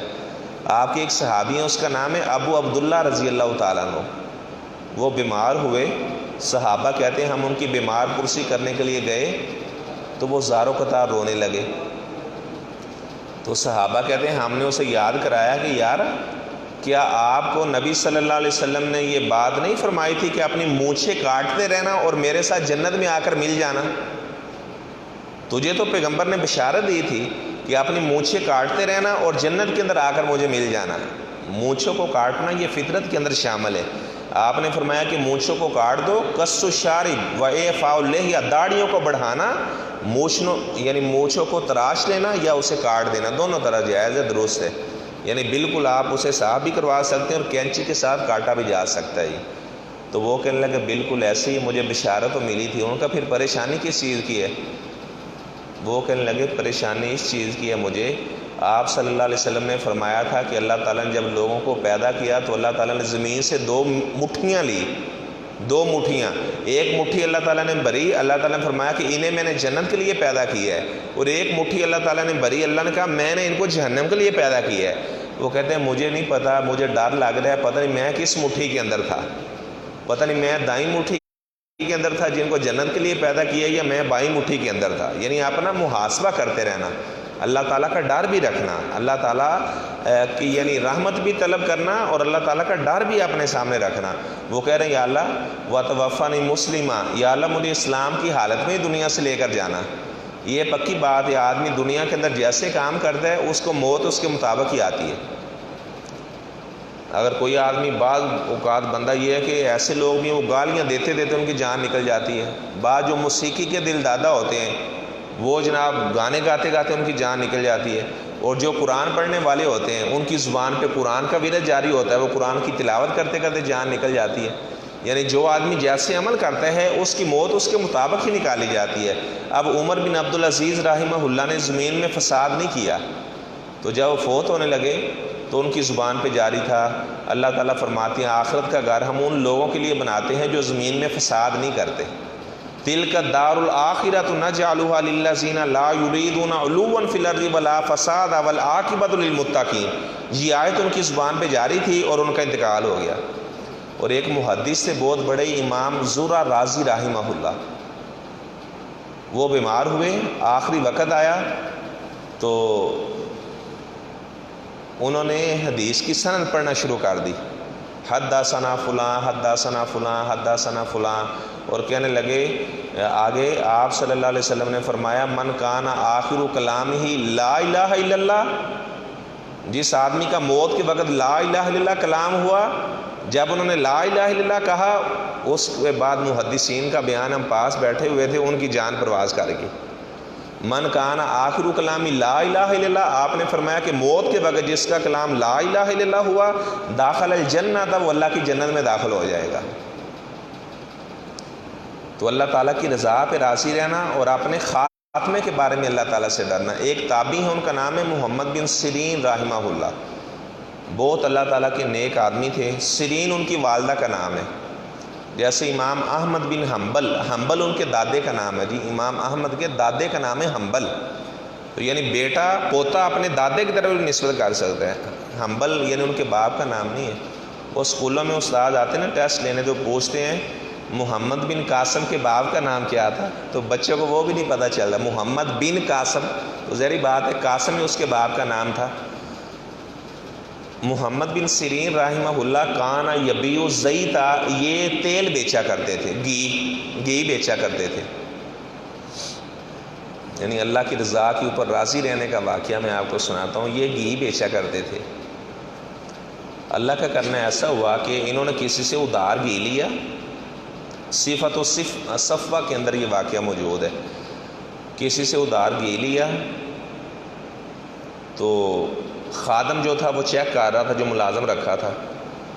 تو اللہ کا کرنا ایسا ہوا وہ ایک گھی کے ڈبے کے اندر یا جو کین وغیرہ تھا وہ ایک چوہا مرا پڑا تھا. وہ جب اس نے سارے ڈبے دیکھ لیے تو اس کو بتایا محمد بن سیرین رحمہ اللہ کو کہ ایک ڈبے سے چوہا نکل آیا تھا. تو آپ صلی اللہ علیہ وسلم کا فرمان ہے کہ اگر گھی کے اندر چوہا گر جائے، اگر گھی کے اندر چوہا گر جائے، اگر تو وہ گھی جمع ہوا ہے تو پھر آپ چوہا کو بھی پھینک دو اور آس پاس جو گھی ہے نا تھوڑا سا آس پاس والا اسے بھی نکال کے پھینک دو. لیکن وَإِنْ كَانَ مَائِيًا، اگر وہ گھی جمع ہوا نہیں ہے، مایا ہے، تو آپ نے فرمایا پھر وہ سارے کا سارا گھی پھینک دو، اسے آپ نے استعمال نہیں کرنا. اور یہ چوہا کو جس جگہ پر بھی آپ نے فرمایا نظر آئے اسے مار دو. چوہا کو مارنے کا آپ نے حکم دیا ہے. اور حدیث کے اندر آیا کہ یہ فاسقہ ہے، چوہا کو فاسقہ کہا گیا ہے. مدینے کے اندر ایک آدمی رات کو سونے لگا تو وہ دیا جال رہا تھا. اچھا اب اس چوہے نے کیا کیا، وہ دیا کھینچا اس کی بتی تو بستر کے اوپر جا کے رکھ دی، وہ سارے کا سارا گھر ہی جل گیا. اور آپ صلی اللہ علیہ وسلم نے فرمایا کہ یہ جو چوہا ہے یہ فویس کا ایک جانور ہے. اور آپ نے فرمایا کہ جب آپ رات کو سونے لگو نا تو آگ کو بجھا کر سویا کرو. اس طرح اگر ہیٹر وغیرہ بھی لگاؤ تو اسے رات کو بند کر کے آدمی سوئے، ورنہ کمرے میں بعد اوقات آکسیجن ختم ہو جاتی، سانس نہیں آتا. اچھا یہ فاسق اب کسے کہا جاتا ہے؟ فاسق یہ کہتے ہیں نا، فاسق فاجر سنا ہوگا لفظ آپ نے. اچھا اب چوہا کو کیا فائدہ ہوا، ان کا گھر جلا دیا. چوہا کو کیا فائدہ ہوا، کوئی فائدہ نہیں ہوا. فاسق میرے بھائیوں اسے کہا جاتا ہے جس نے دوسرے کا نقصان کرنا ہے، اپنا کوئی فائدہ نہیں کرنا. یہ فاسق کی تعریف ہے جی، یہ ہمیں اس حدیث سے سمجھ آ رہی ہے. جس نے دوسرے بندے کا نقصان کر دینا ہے، اپنا کوئی فائدہ بھی نہیں ہے، دوسرے کو نقصان پہنچا دینا ہے. اب چوہا نے کیا، ان کا گھر جلا دیا. چوہا کو کیا فائدہ ہوا، یا تو یہ کہ بندہ کام کرتا نا اپنا بھی فائدہ ہو، تو پھر اس میں دوسرے کا نقصان کر دینا اور اپنا فائدہ بھی نہ کرنا. بعض لوگ ہر وقت اسی ٹو میں ہوتے ہیں، نہیں فلاں کو نقصان میں نے کیسے بچانا ہے. یہ حسد ہے نا، بڑی بری بلا ہے. وہ یہ اسی ٹو میں لگے رہنا، جی فلاں کی عزت میں نے کیسے خراب کرنی، اس کو نقصان کیسے بچانا ہے. اگر کوئی بندہ اسی ٹو میں لگا رہتا ہے تو وہ سمجھ لے کہ فاسق آدمی ہے، وہ اپنا فائدہ کوئی نہیں کرنا اور اگلے بندے کا نقصان پہنچا دینا. اچھا اس نے دیکھا کہ وہ گھی کے اندر، اچھا اس نے بتایا ان کو محمد بن سیرین رحمہ اللہ کو. اس نے کہا بیٹا نشان لگا لیا تھا، جس وہ کین سے وہ چوہا نکلا نشان لگا لیا تھا. اس نے کہا نہیں نشان تو نہیں لگایا، میں بھول گیا ہوں. اس نے کچھ یاد ہوا آپ کو؟ اس نے کہا جی مجھے یہ بھی یاد نہیں ہے. اس نے کہا پھر آپ ظاہری بات ہے، حدیث ہے کہ اگر مایا ہے تو اس کے قریب بھی نہ جاؤ، جو چیز ہم اپنے لیے پسند نہیں کرتے اس گھی کا استعمال کرنا میں دوسروں کے لیے پسند کیوں کروں؟ اس نے کہا کہ 40 کے 40 کین بہا دیے جائیں۔ وہ 40 کے 40 کین لیے گئے اور وہ سارے کے سارے بہا دیے گئے۔ اب ظاہری بات ہے جو قرض خواہ تھا جس نے پیسے لینے تھے اس نے مطالبہ کیا جی میرے پیسے ادا کرو، ظاہری بات ہے یہ بیچتے تو پھر تو اس نے مقدمہ دائر کر دیا، انہیں جیل میں جانا پڑا، اور جیل کے اندر جب بھی نماز پڑھتے کہتے یا اللہ میں تیری رضا کے اوپر راضی ہوں، یا اللہ تو نے لکھا ہی ایسے ہوا تھا، یا اللہ میرے ساتھ ایسا ہی ہونا تھا، یا اللہ میں تیری رضا کے اوپر راضی ہوں، یا اللہ میں شکوہ نہیں کر رہا کہ میں کیوں جیل کے اندر آ گیا، یا اللہ میں نے لوگوں کی خیر خواہی کی ہے، یا اللہ میں تیری رضا پہ راضی ہوں۔ وہ جیل کا جو ادھر داروغہ تھا اس نے دیکھا یہ اتنا نیک بندہ کہاں سے یہ لے آئے ہیں پکڑ کر، اس نے کہا کہ آپ ایسے کریں اور رات کو آپ اپنے گھر چلے جایا کریں، جیل کا داروغہ کہنے لگا، اور دن کو آپ آ جایا کریں۔ تو ظاہری بات ہے رات کو تو کوئی چیکنگ نہیں ہوتی، دن کو لوگ آتے بھی اگر دیکھنے تو آپ ادھر رات کو چلے جائیں۔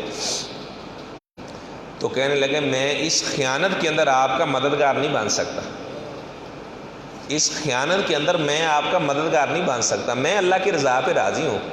اچھا پھر آپ مزے کی بات دیکھیں، ادھر سے حضرت انس رضی اللہ تعالیٰ عنہ فوت ہو گئے، جو خادم رسول ہے نا حضرت انس، 100 سال کے قریب عمر پائی انہوں نے، اور پیغمبر نے دعا دی تھی ان کو یا اللہ انس کا مال بھی زیادہ کرنا، اس کی اولاد بھی زیادہ کرنا۔ حضرت انس کا بیان ہے اللہ نے مجھے اتنی اولاد دی، کہتے اللہ کی قسم 80 کے قریب، 80 ایک تعداد ہے، کہتے 80 کے قریب اپنے پوتے نواسے آگے ان کے بچے میں نے اپنے ہاتھ سے دفن کیے ہیں، یعنی اتنی اولاد اللہ تعالیٰ نے پھر انہیں دی پیغمبر کی دعا کی وجہ سے۔ کہتے ہیں پھر اللہ نے مال اتنا دیا مجھے، پیغمبر کی دعا جس سے لگ جائے بھائی جان اسے اور کیا چاہیے۔ آپ کے ایک صحابی ہیں، آپ نے اسے بھیجا کہ یہ نا 2 دینار لے جاؤ، 2 درہم لے جاؤ اور بازار سے ایک بکری خرید کے لاؤ۔ وہ گیا، وہ سودا کرنے میں ماہر تھا، اس نے بکری خریدی، 2 درہموں کی، واپس آ رہا تھا، کسی بندے نے کہا یہ بکری بیچنی ہے آپ نے، اس نے اسے بکری بیچ دی، 1 درہم بھی واپس لے آیا، ایک نئی بکری خریدی وہ بھی لا کر آپ صلی اللہ علیہ وسلم کو دے دی، تو 1 درہم بھی واپس کر دیا۔ آپ نے فرمایا، عروہ اس کا نام تھا، عروہ بارکی، ایک عروہ تابعی ہیں یہ صحابی ہیں، آپ نے فرمایا عروہ اللہ تیرے مال میں برکت ڈالے۔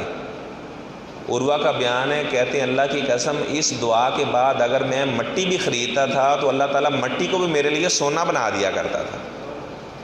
اور آپ یہاں پہ بیٹھے ہوئے ہیں نا، آپ صلی اللہ علیہ وسلم کی دعا لے رہے ہیں، آپ نے فرمایا نظر اللہ حمدن، یا اللہ ہمیشہ تر و تازہ رکھنا اس بندے کا چہرہ، یا اللہ ہمیشہ خوش رہے، یا اللہ بہار رہے اس پر، خزان آئے۔ صحابہ نے کہا جی کس پر؟ آپ نے فرمایا کہ جو میری حدیثیں سننے والا ہے، میں جب جمعہ پڑھاتا ہوں تو میں کہتا ہوں یہ نا آپ کہیں کہ بس باتیں سنے اور چلے گئے، یہ باتیں سننے کی برکت سے اللہ تعالیٰ ہماری پریشانیوں کو دور کر دیتا ہے، اللہ تعالیٰ رحمت اور برکتیں نازل کرتا ہے، اللہ تعالیٰ ہمارے چہروں کے اوپر نور پیدا کر دیتا ہے، اللہ روشنی پیدا کر دیتا ہے۔ اچھا اب حضرت انس رضی اللہ تعالیٰ عنہ فوت ہو گئے، ان کی جب وہ خاص ڈائری دیکھی گئی، اپنی وصیت بندہ لکھ کر جا سکتا ہے، دیکھا گیا تو لکھا ہوا تھا کہ میرا جنازہ اگر کوئی پڑھائے تو وہ محمد بن سیرین پڑھائے۔ دیکھے جب کوئی بندہ اللہ کی رضا پہ راضی رہتا تو اللہ پھر صحابہ کے دل میں بھی اس کا پیار ڈال دیتے ہیں کہ یہ بندہ میرے اوپر اتنا راضی ہے، میری رضا کے اوپر راضی ہے، چلو سارے لوگ اس سے پیار کرو۔ اگر اللہ نے کسی کو بیٹیاں ہی بیٹیاں دی، اللہ کی رضا پہ راضی رہے، اگر اولاد نہیں ہے اللہ کی رضا پہ راضی رہے، مال اگر تھوڑا ملا تو کوئی بات نہیں، اللہ سے دعا کرے لیکن اللہ کی رضا پہ راضی رہے۔ اچھا اب وہ آ کر پیغام سنایا گیا کہ حضرت انس فوت ہو گئے اور آپ اس کا جنازہ پڑھاؤ۔ اس نے کہا نہیں میں ایسے نہیں جا سکتا جب تک میرا قرض خواہ مجھے اجازت نہ دے، میرا قرض خواہ یہاں آ کر ایک درخواست لکھے، پھر وہ مجھے خود آ کر کہے کہ آپ چلے جو جنازہ پڑھاؤ، تو پھر میں جنازہ پڑھانے جاؤں گا۔ یعنی اللہ تعالیٰ کی ایسے امانت دار بھی بندے دنیا سے گزرے ہیں۔ تو وہ قرض کا آیا، اس نے کہا جی آپ جنازہ پڑھانے جائیں۔ تابعیوں کا بیان ہے، کہتے ہیں محمد بن سیرین جنازہ پڑھانے گئے اور بالکل محمد سیرین کا گھر بھی سامنے ہی تھا، کہتے اللہ کی قسم ہم نے دیکھا محمد بن سیرین نے اپنے گھر کی طرف نظر اٹھا کے بھی نہ دیکھا، کہیں یہ بھی خیانت نہ لکھی جائے، میں جیل سے آیا ہوں صرف جنازہ پڑھانے کے لیے، جنازہ پڑھا کے میں سیدھا واپس جیل ہی جاؤں گا، اپنے گھر کی طرف انہوں نے نظر اٹھا کے بھی نہ دیکھا۔ آپ دیکھیں ایسے بندے کہاں ملتے ہیں، ایسے بندے آج کل ملتے ہیں، اتنے امانت دار قسم کے لوگ۔ تو میرے بھائیوں ہمیشہ اللہ تعالیٰ کی رضا پہ راضی رہنا، کبھی اللہ تعالیٰ کی یعنی شکایت نہ کرنا، شکوہ نہ کرنا کہ اللہ تعالیٰ نے میرے ساتھ یہ ایسا معاملہ کیا ہے۔ اور آپ صلی اللہ علیہ وسلم نے یہ ہمیں دعا بھی سکھا دی، رضیت باللہ ربا۔ مثلا آپ روزانہ صبح کریں تو آپ اس بات کو پڑھیں، رضیت باللہ ربا۔ تو آج کا درس اتنا ہی کافی سمجھیں آپ۔ تو مجھے شیخ صاحب نے کہا تھا کہ بعد ہم نے کوئی سوال وغیرہ بھی کرنے ہوتے ہیں، اگر کوئی سوال کسی بھائی نے کرنا ہے تو وہ پوچھ سکتا ہے۔ 5 باتیں اچھا چلو وہ جی ڈاکٹر صاحب بتا رہے ہیں کہ آپ وہ 5 باتیں رہ گئی، 2 تو بتا دی۔ نمبر 1 حرام کاموں سے بچنا، آپ عبادت گزار بن جاؤ گے۔ نمبر 2 آپ نے فرمایا کہ آپ اللہ کی رضا پہ راضی رہنا، سب سے بڑے غنی بن جاؤ گے۔ نمبر 3 آپ نے فرمایا کہ جو اپنے لیے پسند کرتے ہو دوسروں کے لیے بھی وہی پسند کرنا۔ مثلا کوئی بندہ پسند نہیں کرتا میری کوئی غیبت کرے تو ہم کیوں کسی کی غیبت کریں، کوئی بندہ پسند نہیں کرتا میرے ساتھ کوئی جھوٹ بولے تو ہم کیوں کسی کے ساتھ جھوٹ بولیں۔ اور یہ بات ذہن میں رکھیں، اگر ہم جھوٹ نہیں بولتے نا، اگر کوئی بندہ سچا ہے وہ جھوٹ نہیں بولتا تو کوئی بندہ اس کے ساتھ جھوٹ نہیں بول سکتا۔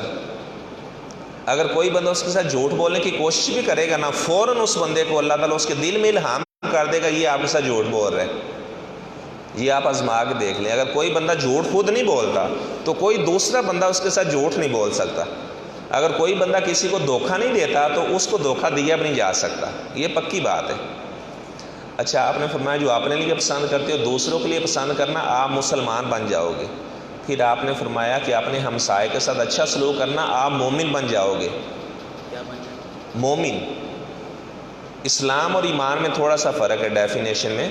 اسلام کا تعلق ہے ظاہر کے ساتھ، ایمان کا تعلق ہے باطن کے ساتھ۔ یعنی ہم کسی کو مسلمان تو کہہ سکتے ہیں، مومن نہیں ہم کہہ سکتے، اللہ کہ آپ نے فرمایا کہ جو بندہ بار بار مسجد میں آتا جاتا تو آپ کہہ سکتے ہو یہ مومن آدمی ہے۔ جو آدمی بار بار مسجد میں آتا جاتا دیکھو تو اسے آپ مومن کہہ سکتے ہو۔ آپ نے فرمایا کہ ہمسائے سے اچھا سلوک کرنا، آپ مومن بن جاؤ گے۔ ایک تابعی ہیں ان کا نام ہے عبداللہ رحمۃ اللہ علیہ، بعد انہوں نے صحابی لکھا ہے، بعد انہوں نے تابعی لکھا ہے۔ ان کا جو ہمسایہ تھا اس کا واش روم اس انداز سے بنا ہوا تھا اللہ کے بندے کا کہ سارا پانی اس عبداللہ کے گھر میں آتا تھا۔ اس عبداللہ نے کبھی بھی اپنے ہمسائے کے ساتھ شکوہ نہیں کیا، اور روزانہ اس ہمسائے کا پانی خود وہ صاف کیا کرتے تھے، اپنے وہ اس کا پانی نکال دیتے اپنے گھر سے۔ بیمار ہو گئے، اپنے ہمسائے کو بلایا، کہنے لگے یار میں نا کچھ پیسے جمع کرتا رہا ہوں، یہ پیسے آپ لے لیں اور آپ اپنا واش روم اس انداز سے بنائیں کہ اس کا پانی ہمارے گھر میں نہ آئے۔ پیسے دے رہے ہیں اس کو کہ یہ پیسے میں آپ کے لیے جمع کرتا رہا ہوں، آپ یہ واش روم اپنا نا ایسے انداز سے بنائیں کہ وہ پانی اور طرف جائے۔ کہتا میں تو ساری زندگی آپ کا پانی نکالتا رہا، میں دنیا سے چلا جاؤں تو ہو سکتا ہے میرے بچے آپ کے ساتھ وہ معاملہ نہ کر سکیں جو میں کرتا رہا ہوں۔ میں ساری زندگی آپ کا پانی نکالتا رہا ہوں، گندا پانی، اور میں نے کبھی آپ کے ساتھ شکوہ نہیں کیا، کیونکہ ہمارے پیغمبر کا فرمان ہے کہ ہمسائے کے ساتھ اچھا سلوک کرنا، ہمسائے کو کبھی پریشان نہ کرنا۔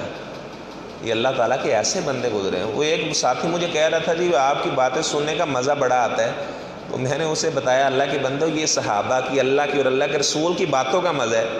میں اپنی باتیں بتاؤں تو کوئی بندہ بھی میری بات سننے کو تیار نہ ہو، کہ جی اس طرح کی باتیں ہم بھی بڑی جانتے ہیں۔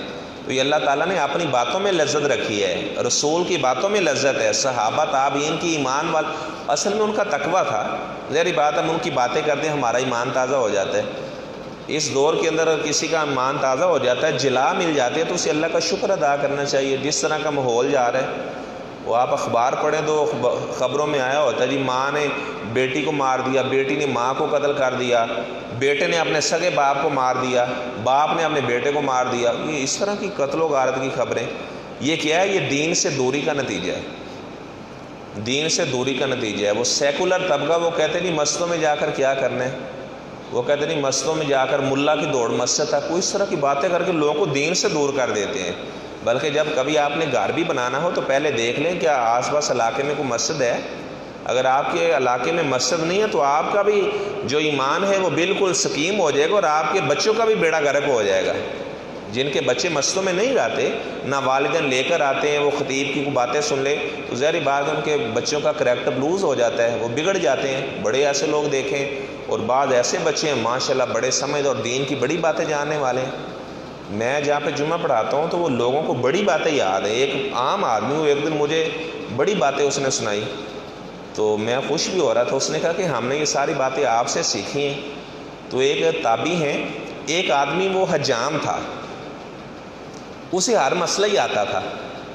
ایک آدمی نے کہا بھائی نا آپ بال کاٹتے ہیں، آپ کو اتنے مسئلے کیسے یاد ہو گئے؟ تو وہ کہنے لگا کہ میں عطا بن ابی رباح ایک تابعی تھے، وہ کہنے لگا کہ وہ درس دیتے ہیں تو میں نے اللہ کی قسم جب سے ہوش سنبھالا ہے میں نے ان کا درس ایک دن بھی نہیں چھوڑا۔ اس وجہ سے مجھے جتنی باتیں ہیں وہ سن سن کے مجھے اتنا علم آ گیا ہے۔ بعض اوقات میں جب جمعہ پڑھاتا ہوں تو ایک آدمی وہ بیمار ہوئے، وہ نہ آ سکے تو اس نے اپنے بیٹے کو اسپیشل بھیجا۔ اس کے بیٹے نے بتایا کہ بعد میں ابا جی نے مجھے کہا کہ بتاؤ ایک ایک بات مجھے بتاؤ جو انہوں نے سنائی ہے تاکہ میری کو باتیں رہ نہ جائیں۔ اللہ اکبر۔ حضرت عمر رضی اللہ تعالیٰ عنہ کہتے ہیں کہ میرا ایک انصاری دوست اور ہم نے باری مقرر کی ہوئی تھی، جس دن میں نہ جا سکتا تو میں انصاری کو کہتا جاؤ آج چلے جاؤ، صبح سے لے کر شام تک ادھر ہی رہنا مسجد میں، جو آپ صلی اللہ علیہ وسلم باتیں بیان کریں سیدھا آ کر مجھے بتانا۔ کہتے ایک دن میں جایا کرتا تھا اور ایک دن وہ انصاری جایا کرتا۔ کہتے جس دن میں باتیں سنتا وہ میں جا کر انصاری کو بتاتا کہ آپ صلی اللہ علیہ وسلم نے یہ باتیں آج بیان کی ہیں۔ یعنی اتنا آدمی کو دین کے علم کا شوق ہونا چاہیے۔ پانچویں بات ڈاکٹر صاحب یہ آپ صلی اللہ علیہ وسلم نے فرمائی، آپ نے فرمایا ولا تکثر ذہ کا زیادہ ہنسنا نہیں ہے۔ زیادہ ہنسنے سے دل مردہ ہو جاتا ہے، دل سخت ہو جاتا ہے، اور جو سخت دل آدمی ہے وہ اللہ تعالیٰ کی رحمت سے دور ہوا کرتا ہے۔ ہاں یہ نہیں ہے کہ بندہ مسکرائے نہ دروغہ بن جائے، ضرورت کے تحت مسکرایا بھی جا سکتا ہے، ضرورت کے تحت مسکرایا بھی جا سکتا ہے۔ یہ نہیں ہے کہ آدمی کو کہے جی میں نے مسکرانا ہی نہیں ہے، وہ تو بد اخلاق شمار کیا جائے گا۔ یعنی یہ کہ اگر کوئی ایسی بات خوش طبی کی آ جائے تو بندہ مسکرا بھی سکتا ہے۔ تین وصیتیں دوبارہ ذرا وہ کریں، ایام پیش اور اشراق، اور یہ کہ رات کو وطر کی نماز پڑھ کے سونا، رات کو۔ وطر کی نماز پڑھ کے سونا۔ اچھا ابن سیرین کی والدہ کا سیرین والدہ کا نام ہے، حنبل دادا کا، حنبل دادا کا نام ہے۔ اور عبداللہ بن ابی ابن سلول، یہ سلول بھی اس کی ماں کا نام ہے، یعنی عورت کا نام ہے۔ عبداللہ بن ابی منافق تھا نا، عبداللہ بن ابی ابن سلول، وہ سلول ماں کا نام تھا۔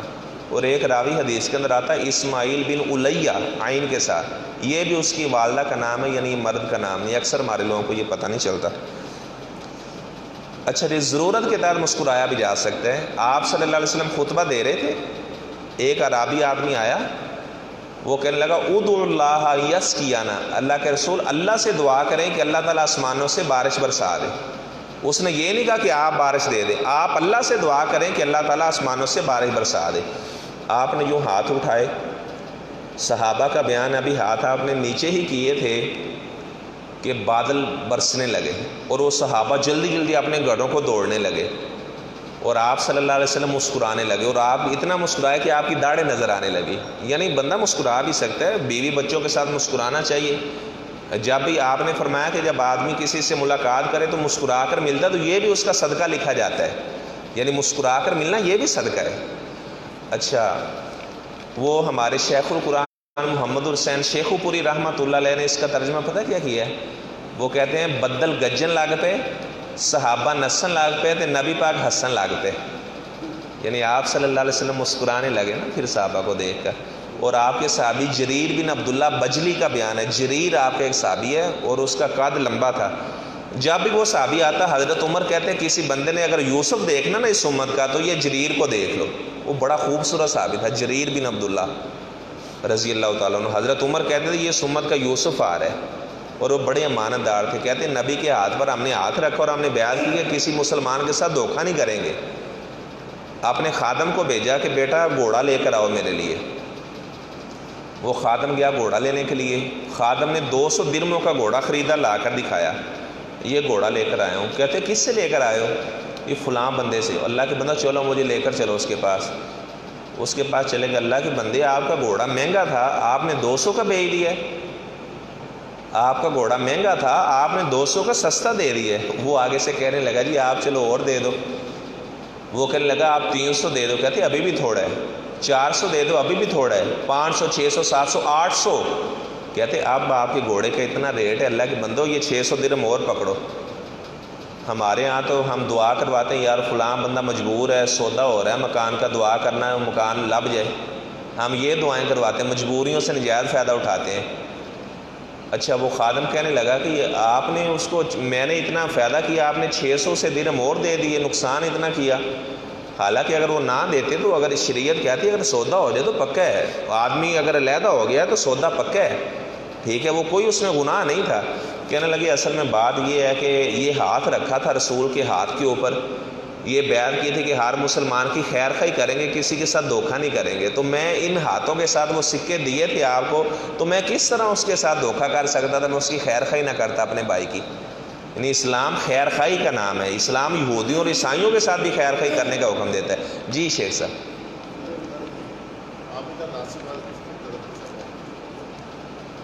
ہاں جی کس کا؟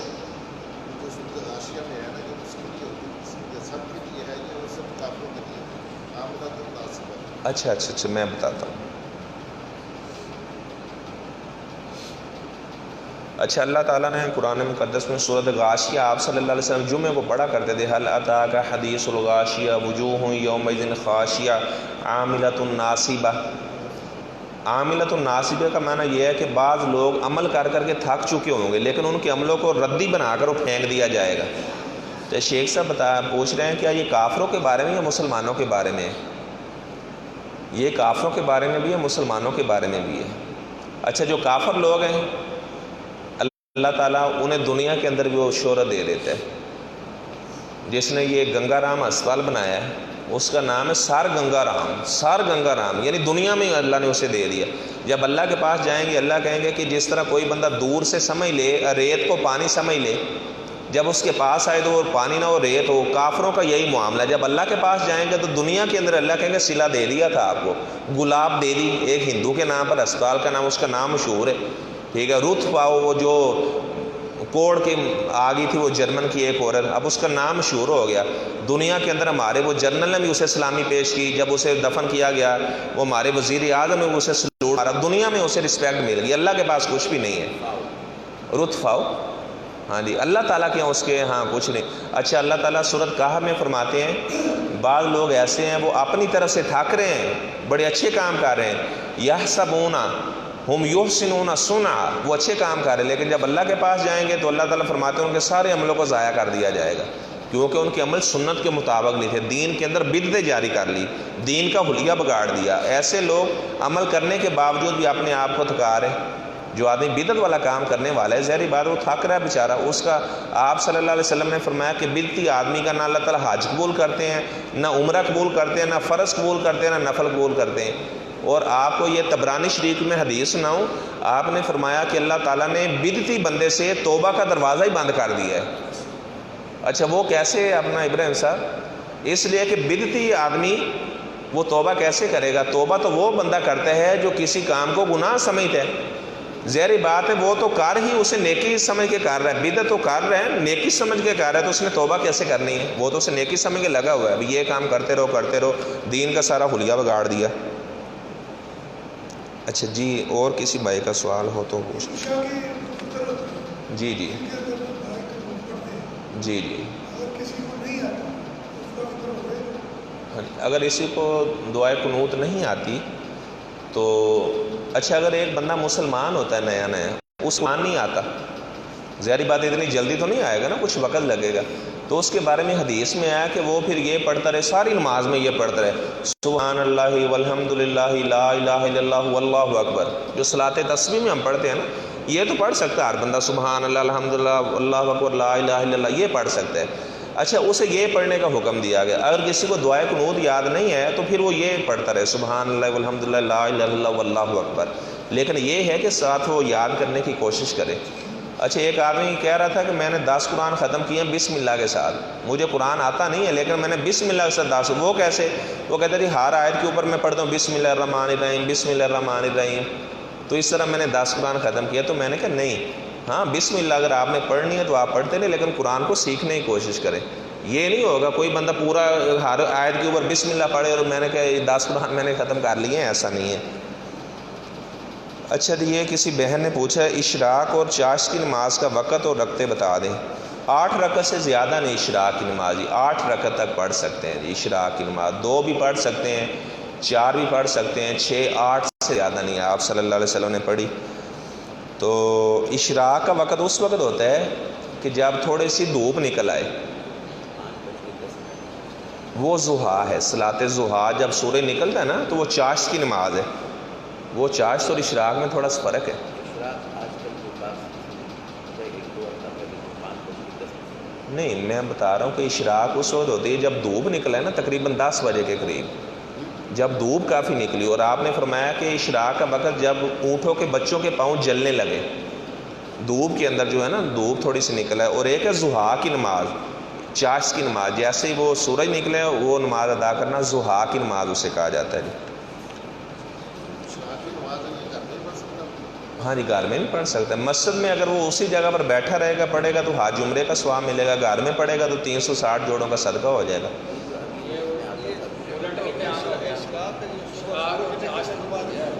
اشراق الٹ ہو گیا؟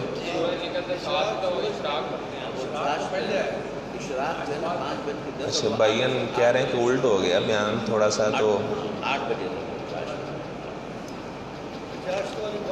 اشراق پہلے یعنی بتا رہے ہیں کہ اشراق جو ہے وہ سورج نکلتے ہی ہے، اور جو چاشت ہے وہ جب دھوپ نکل آئے تھوڑی سی، وہ اس وقت۔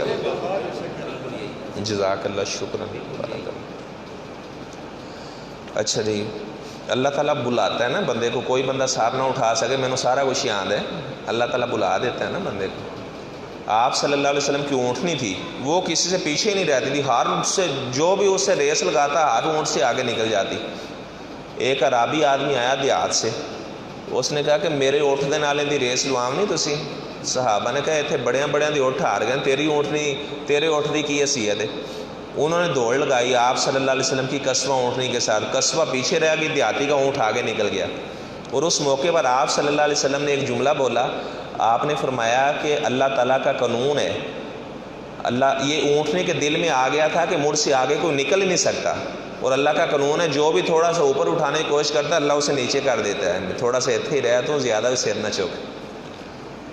اچھا جی، اللہ تعالیٰ بلا دیتا ہے، اللہ تعالیٰ وفوق کل ذی علم علیم، ہر علم والے کے اوپر علم والا ہے۔ کوئی بندہ ہاتھ اٹھا کے یہ دعویٰ نہیں کر سکتا میں نے دنیا کا ہر علم ہی آتا، جو پوچھنا ہے پوچھ لو۔ ایک آدمی نے دعویٰ کیا تھا لیکن اسے شرمندگی اٹھانا پڑی۔ قتادہ ایک آدمی تھا، اس نے کہا جی جو پوچھنا ہے پوچھ لو مجھ سے۔ ایک آدمی نے کہا جی آپ بتاؤ جب آدم علیہ السلام نے حج کیا تھا ان کی ٹینٹ کس نے کی تھی؟ تو وہ کہنے لگا میرے دل میں یہ کبر آ گیا تھا کہ پتہ نہیں مجھے دنیا کا ہر سوال ہی آتا ہے، اللہ نے یہ سوال اسی لیے آپ کے دل میں ڈالا تاکہ میرا کبر ختم ہو جائے۔ اور ایک آدمی نے اور بھی دعویٰ کیا، اس نے کہا جو پوچھنا مجھ سے پوچھ لو۔ تو ایک آدمی نے کہا جی بتاؤ جب سلیمان علیہ السلام جا رہے تھے آگے چونٹی آئی تھی جو وہ مذکر تھی یا مؤنث تھی؟ اس نے بھی پھر یہ اللہ کے سامنے ہاتھ جوڑے، یا اللہ میرے دل میں یہ کبر آ گیا تھا، پتہ نہیں میں نے سارا کچھ سیکھ لیا، یا اللہ علم تو بڑا پڑا ہوا ہے۔ تو موسیٰ علیہ السلام نے کہہ دیا تھا مجھ سے بڑا عالم نہیں۔ اللہ نے کہا جاؤ خضر کے بعد جا کر پڑھو، آپ سے بڑے عالم موجود ہیں۔ اچھا جی جی جی، نماز میں ہاتھ باندھنے کا میں بتاتا ہوں فار میں۔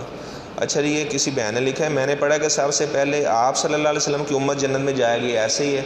آپ نے فرمایا کہ ہم آنے کے اعتبار سے آخری ہیں، 70 امتیں پہلے گزر چکی ہیں، ہم آنے کے اعتبار سے آخری ہیں لیکن جنت میں جانے سے اعتبار سے پہلے ہیں، ہم پہلے جنت میں جائیں گے۔ اچھا، دوسری امتیں کون سی ہیں جو پہلے موسیٰ علیہ السلام کی امت، عیسیٰ علیہ السلام کی امت، وہ مسلم ہیں یا کسی اور نبی کی امت ہوں گی؟ ظاہری بات ہے جس نبی کے ساتھ جس کا کلمہ پڑا وہ مسلمان ہی کاؤنٹ ہوں گے۔ اچھا، یہ جتنے بھی کافر ہیں ابھی چائنا میں رہنے والے، انڈیا میں رہنے والے، وہ سارے کے سارے آپ صلی اللہ علیہ وسلم کی امت ہے، لیکن امت کی دو قسمیں بھائیان، ایک ہے امت اجابت، ایک ہے امت دعوت۔ امت اجابت اسے کہا جاتا ہے جس طرح ہم امت اجابت ہیں، آپ کی بات کو قبول کیا ہم نے۔ امت دعوت اسے کہا جاتا ہے جس تک اسلام کی دعوت پہنچ چکی ہے، ابھی اس نے اسلام قبول نہیں کیا لیکن وہ بھی آپ صلی اللہ علیہ وسلم کی امت میں شمار ہوں گے۔ اچھا، یہ ایک سوال کیا ہے جی، اگر کوئی شخص بجلی چوری کرتا ہو اور اس کی رپورٹ کر دیں، اگر اس کا میٹر کٹ جائے تو چوری کی وجہ سے اور اس کے گھر میں اندھیرا ہو جائے تو کیا اس کی رپورٹ کرنے پہ گناہ ہوگا یا نہیں ہوگا؟ یہ تو شیخ صاحب بھی بتائیں گے، شیخ جنید یا طارق صاحب بتائیں گے۔ میرے خیال اس طرح ملک کا نظام خراب ہوتا ہے نا اگر کوئی بجلی چوری کرے گا تو مثلا کچھ لوگ تو بل دے رہے ہیں، طاہر صاحب آپ بتا سکتے ہیں زیادہ، وہ گیس کا آپ کا شعبہ تھا، تو یہ نظام ڈسٹرب ہوگا نا، سارے کا سارا خراب ہوگا. یعنی حکومت نے سہولتیں سب کو ایک جیسی دی ہیں، اور ایک بندہ وہ جناب اس سے نجائز فائدہ اٹھا رہا ہے، باقی پیسے ادا کر رہے ہیں، تو ان کا کیا قصور ہے؟ یہ تو قومی چور ہے. بلکہ اس کا جو بل ہے اس کا ظاہری بات ہے وہ دوسروں کے کھاتے پڑے گا، دوسروں کا زیادہ آئے گا. یہ قومی چور ہے.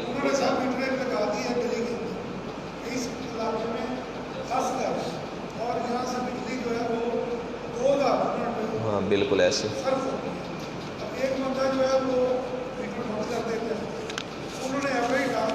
ہاں وہ باقی صاحب کے کھاتے میں آئے، اس لیے اگر آپ نے شکایت کر دی ہے تو وہ گناہ نہیں ہوگا آپ کے اوپر. چلیے اب وقت ہو گیا، انشاءاللہ کل عصر کے بعد ہم دعا بھی انشاءاللہ کریں گے لمبی.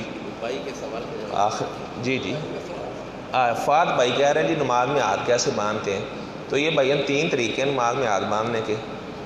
ٹھیک ہے جی، حدیث کے اندر آیا ہے، یہ تھوڑی سی آپ سن لیں، تھوڑی سی تفصیل. یہ خنصر انگلی ہے، بنصر، وسطیٰ، سبابہ اور ابہام، یہ انگلیوں کا نام. اسے کہتے ہیں کف، یہ جو درمیان کا حصہ ہے. یہ جو گٹ ہے نا اسے کہتے ہیں عربی میں رسل، اسے کہتے ہیں زرا، اتنے کو کہتے ہیں باعن، یہ عربی میں با ہے. اچھا اب 3 طرح کی روایت آئی ہیں ہاتھ باندھنے کی. اچھا ہاتھ کتنے کو کہا جاتا ہے؟ اتنا ہاتھ ہے. اگر چور یا چور نہیں وہ چوری کرتے نا، ادھر سے اس کا ہاتھ کاٹ دیا جاتا ہے. اچھا شیعہ مذہب کے اندر ہاتھ اتنا ہے. شیعہ مذہب میں اگر کوئی چوری کرتا ہے نا وہ کہتے ہیں یہاں سے ہاتھ کاٹا جائے گا، وہ صرف انگلیوں کو ہاتھ مانتے ہیں. ہمارے نزدیک ہاتھ اتنا گھٹ تک ہے. اچھا حدیث کے اندر آیا کہ آپ صلی اللہ علیہ وسلم ہاتھ کے اوپر ہاتھ رکھا کرتے تھے، نسائی شریف میں. اچھا اب ہاتھ اتنا ہے، ہاتھ کے اوپر ہاتھ یہ ہوگا جی، ہاتھ کے اوپر ہاتھ. اچھا ایک روایت میں آیا کہ آپ صلی اللہ علیہ وسلم پکڑ لیا کرتے تھے، یوں آپ نے رکھا اور یوں ساتھ پکڑ لیا ہے، یعنی ہاتھ کے اوپر ہاتھ رکھ کر پکڑ لیا ہے. اچھا اور ایک حدیث کے اندر آیا کہ آپ صلی اللہ علیہ وسلم کا جو کف ہوتا وہ آپ کے رسک کے اوپر ہوتا، کف رسک کے اوپر ہوتا، یعنی یہ آپ نے رکھا اس رسک کے اوپر، یہ والا طریقہ. اچھا بعض ہمارے بھائی وہ اس طرح ہاتھ باندھتے ہیں. اچھا بخاری شریف کی حدیث ہے، صحابہ کہتے ہیں ہمیں حکم دیا جاتا تھا ہم اپنا ہاتھ اپنی ذراع کے اوپر رکھیں، اپنا ہاتھ ذراع کے اوپر رکھیں.